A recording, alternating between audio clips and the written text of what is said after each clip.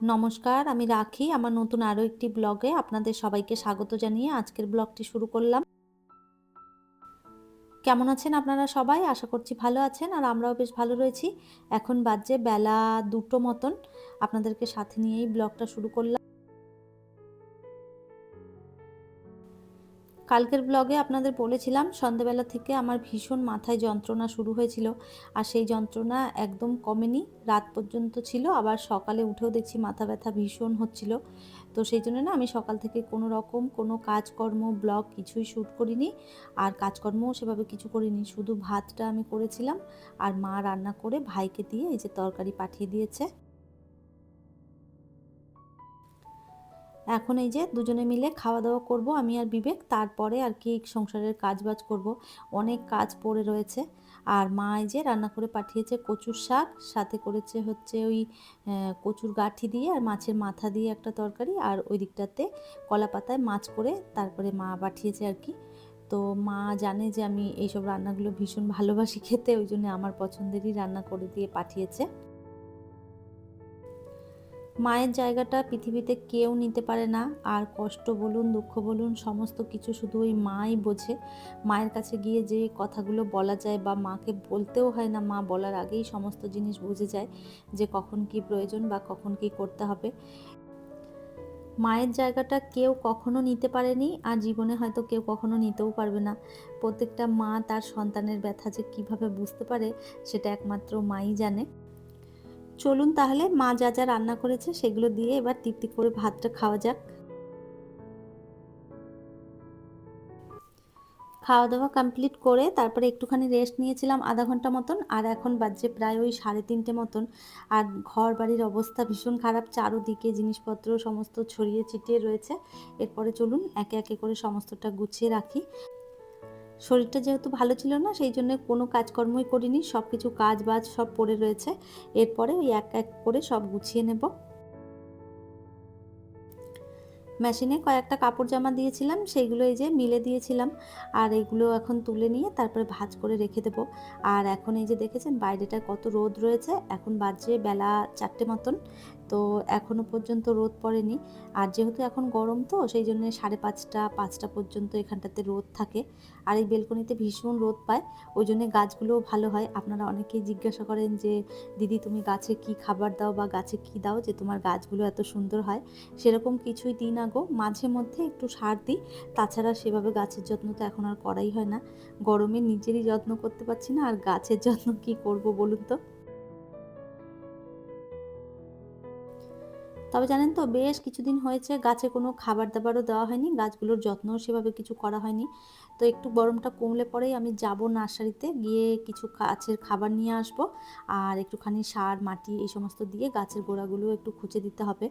তো গাছের যত্ন যখন করব আপনাদের সাথে অবশ্যই শেয়ার করব কিভাবে করি আর কি কি জিনিস আমি গাছে দিই।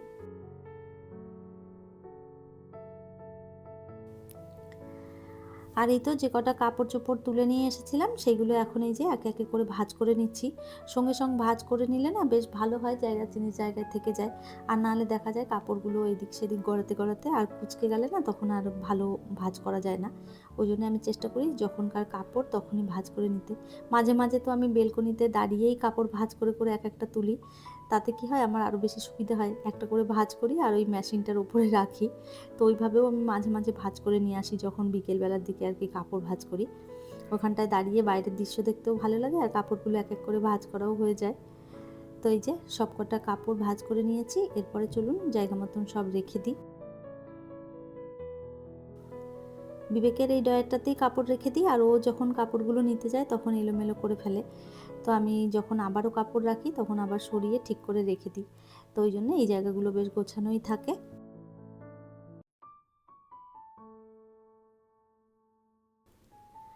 আর এরপরে যেগুলো আমাদের কাপড় চোপড় রয়েছে সেগুলো ওই আলমারির ভেতরে রেখে দেবো। আর আলমারিটাও কয়েকদিন ধরে গোছাবো গোছাবো ভাবছি, চারদিক ছড়িয়ে ছিটিয়ে রয়েছে কাপড় জামা, ওইগুলোও একটু ভালো করে গোছাতে হবে। তো একটু সময় পেলে তখন করে নেব। আলমারিটার অবস্থা ভীষণ খারাপ হয়ে গেছে।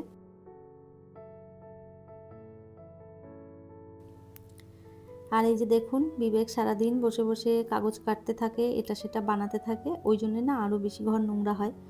তো যাই হোক, এখানে বসে বসে যা করছে করছে, আমি পরে এগুলো গুছিয়ে নেবো ঝাড়ু মেরে। আর এখন এই যে টুকটাক জিনিসপত্র যা ছড়িয়ে ছিটিয়ে রয়েছে সেগুলো জায়গা মতন রেখে দিই চলুন। আমি বেশিরভাগ সময়তেই সকালবেলায় জায়গার জিনিস জায়গায় রেখে ঘরটা পুরো গুছিয়ে রাখি, তো সেই জন্য ঘরটা বেশি এলোমেলো থাকে না। আর আজকে যেহেতু আমি কিচ্ছু গোছাইনি, তো সেই জন্যে চারদিকটা এলোমেলো হয়েই ছিল। আর বেলকনিটাও অনেক দিন ধরে পরিষ্কার করব ভেবেছিলাম, তো এগুলোও করা হয়নি। তো আজকে ভাবলাম যখন দুপুরবেলা ঘুমোইনি আর কাজ যখন করছি, তো এই জায়গাটাও একটু পরিষ্কার করে ফেলি। মাঝে মধ্যেই আমি এই সব জিনিসপত্র সরিয়ে সরিয়ে পরিষ্কার করি, সেই জন্য খুব বেশি নোংরা আমার কোনো জায়গাতে থাকে না। তো এই যে যাই হোক, সমস্তটা সরিয়ে সরিয়ে রেখে দিলাম ভালো করে ঝাড়ু মেরে। আর এই জায়গাটা বেশ সুন্দর পরিষ্কার হয়ে গেল।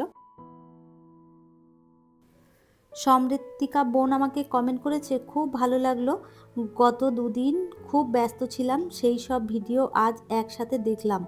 তোমার বিরিয়ানি, কোপ্তা, ম্যাঙ্গো লস্যি সব দারুণ হয়েছে। তোমার বাসন ধোয়ার বাস্কেটের পাশে কি কোনো গাছ রাখা আছে? একটু দেখিও।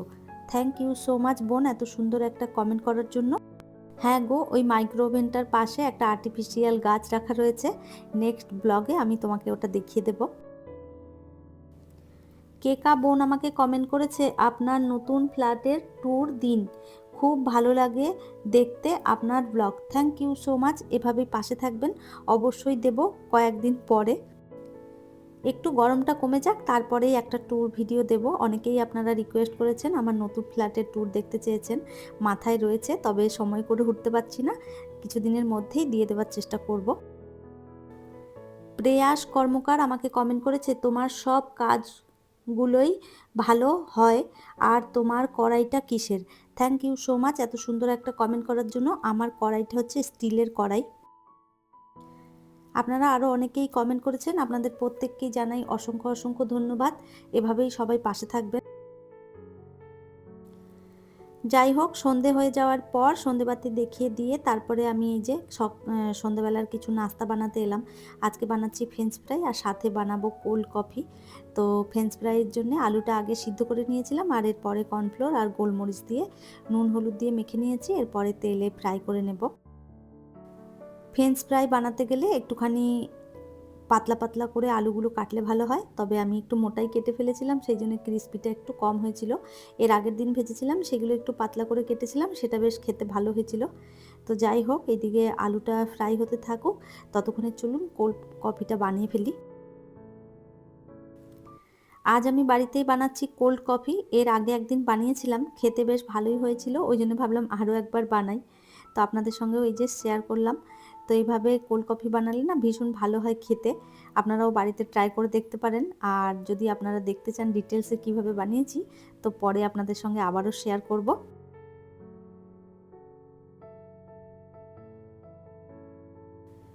এই গরমের মধ্যে ঠান্ডা ঠান্ডা কোল্ড কফি দারুণ লাগে খেতে।